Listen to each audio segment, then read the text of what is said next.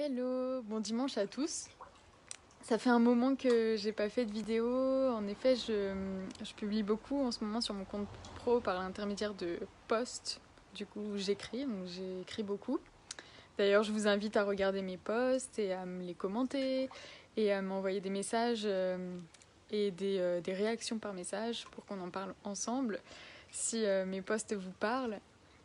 Et en fait, aujourd'hui, je voulais parler du rien faire en fait. Est-ce que c'est possible? Et souvent, on a tendance à blâmer les gens qui font rien. Enfin, on va dire, sociétalement, on va souvent... je perds mes mots. On va souvent valoriser les personnes dynamiques, effectives, performantes, rentables, tout le temps, tout le temps, tout le temps. Et du coup, il se peut que depuis qu'on est enfant, on nous a invités toujours à faire quelque chose, à être utile, à être performant, à y arriver à l'école par exemple, à avoir des bonnes notes, à travailler dur, pour réussir dans la vie.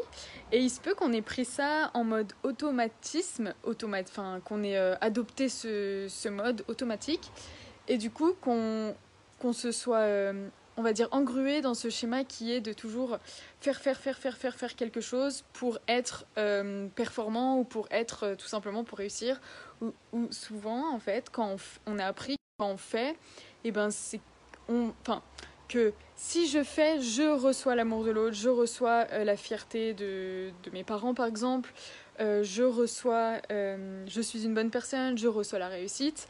Et du coup, comme on a été pris dans cet engrenage, donc pas pour tout le monde, mais pour les personnes qui ont soif de perfection et qui veulent à tout prix être à la hauteur, par exemple, si tu te reconnais dans ce sentiment-là, et ben dès qu'à un moment tu fais rien, tu vas te sentir vide. C'est comme si faire rien pour toi, c'était un moment où tout s'écroule et où tu ne sers à rien et où du coup tu remets en question ton existence. Bon, j'adopte des mots forts, mais c'est un peu ça en fait à l'intérieur de toi ce qui se passe quand tu as du mal à rien faire. Et du coup, qu'est-ce que tu vas faire pour ne pas rien faire? Et ben, tu vas toujours meubler le vide et performer dans ce vide, c'est-à-dire toujours trouver quelque chose à faire dans ce vide pour ne jamais te reposer. Et là où j'interviens, c'est que la plupart du temps, quand on est épuisé émotionnellement, c'est aussi qu'on a mis en place ce type d'automatisme qui est hyper profond en fait. C'est pas juste. Si vous dites à quelqu'un repose-toi, il va pas se reposer quoi. Il va aller dans son lit, il va essayer de se reposer, mais du coup, il pourra tellement ne pas rien faire, qui va continuer de réfléchir, penser à un truc, ah mince, mais il me reste ce truc à faire, bon bah je regarde mon téléphone, il y a mes mails, il y a ça, ou alors je dors, mais du coup quand je dors je fais quelque chose parce qu'il y a il y a un objectif derrière qui est que demain je serai performant, demain je me réveille tôt, enfin il y a toujours ce mode automatique de l'action en permanence. Et du coup, là, je vais en venir, c'est comment on fait en fait pour se reposer quand on n'arrive pas à rien faire. Parce que il y a des personnes qui se reposent, il y a des personnes que je vois dans mes clientes, elles se reposent, mais elles se reposent pas. C'est un faux repos en fait, c'est un repos ambulant, c'est-à-dire je me pose, mais je continue de réfléchir. Donc en fait, dans mes accompagnements, la première étape par laquelle on passe, c'est recevoir le repos en fait. Arriver à faire une pause sans culpabiliser. Et c'est pour ça qu'une fois j'ai mis un post et j'ai mis j'arrive à rien faire en ce dimanche parce que c'est pas facile pour tout le monde de rien faire.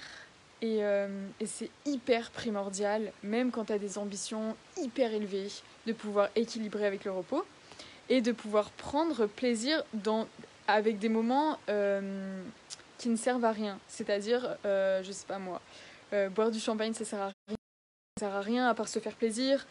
Vous voyez des choses qui ne sont pas efficaces, mais qui servent pour notre propre plaisir de vivre en fait. Savourer la vie sans la performance forcément. Donc voilà, je voulais parler de ça. Moi, je suis passée par là et du coup, ça me fait du bien aujourd'hui. Enfin, c'est grâce à ça que j'arrive à équilibrer ma vie pro et ma vie perso. C'est parce que je ne culpabilise pas de rien faire et je prends plaisir à rien faire. En rien faire, c'est-à-dire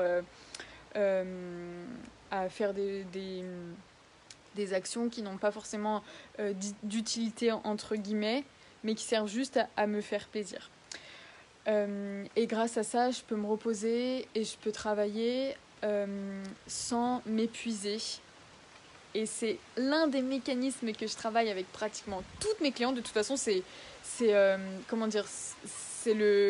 fondamental en fait.